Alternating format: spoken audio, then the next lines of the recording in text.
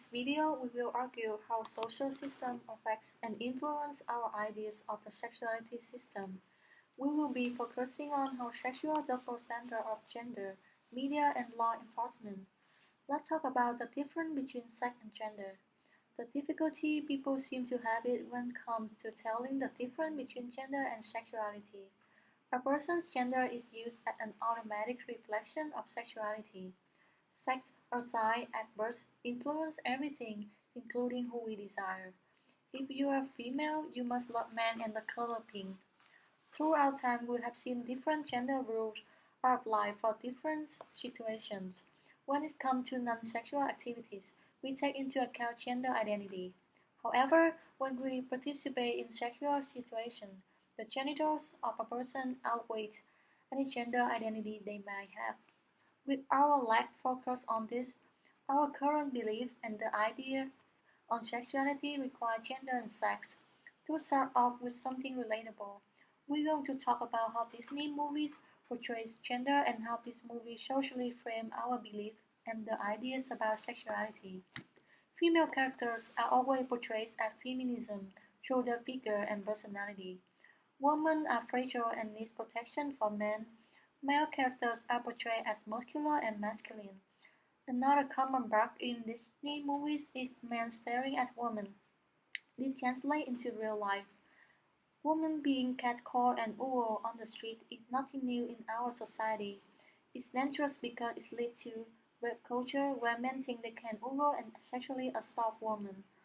Our beliefs and the ideas of gender have affected the way we view and handle rape. In our society, rape is something that happens to a lot of people. However, most of the victims of rape are female. We see it through the language surrounding it.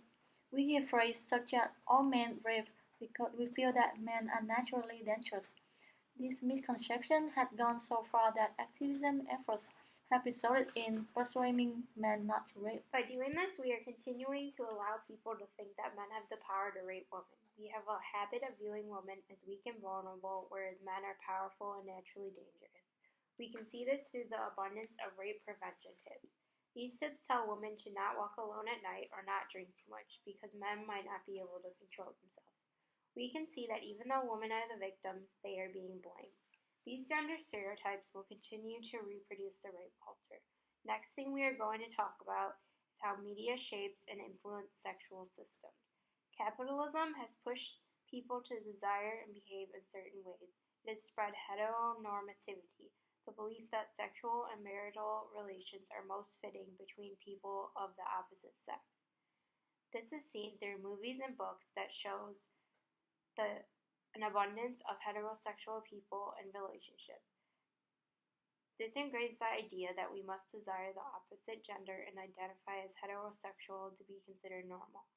One of the biggest things we hear is sex sells, certain sex that is, particularly sex that is in the charm circle, which often includes heterosexual, young, white, and attractive people. Sex is used to sell non-sexual products more than sexual products. We see a typical attractive female with little clothing on trying to persuade us to buy a hamburger, or a cute heterosexual couple showing off their clothes from Old Navy. These type of things influence our desires and expectations about sexuality. Another form of sex that sells isn't necessarily in the charm circle is BDSM. BDSM is an activity that involves physical constraints, dominance, submission, and inflicting pain. Despite the stigma around it, there are certain aspects that we accept, and that's woman as the dominant figure or homosexual couples spicing up their relationship. Our acceptance of this can be seen through plenty of advertisements and pop culture images that depict this.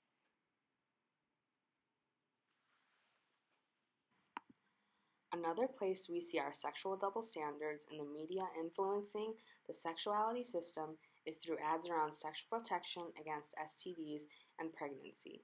A majority of these recommended protections are aimed at women only. It seems we feel men play no role in those types of situations. An example of this can be seen through HPV vaccines.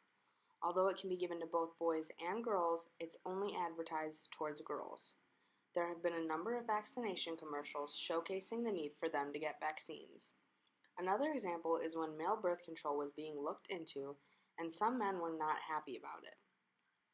Our society has conditioned that it's a woman's job to take care of those precautions when it comes to sexuality.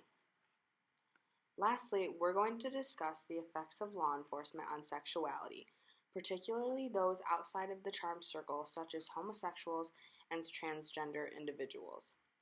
In our justice system, we have something called selective law enforcement.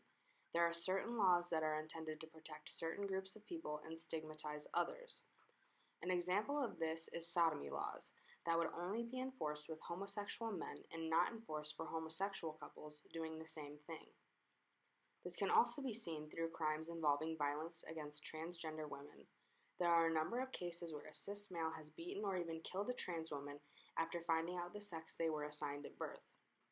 When these crimes are taken to court, rather than the offender being punished for their wrongdoing, they focus on the trans woman who hid their identity, or so they say. This kind of treatment by the justice system and law enforcement pushes these things further outside of the charmed circle, making them more stigmatized and dangerous to people in society. Throughout this video, we've shown only a few examples of how the number of social systems influence the sexuality system and how there are more sexual double standards for men and women than we might realize. We hope that we were able to open your eyes more to the society around you.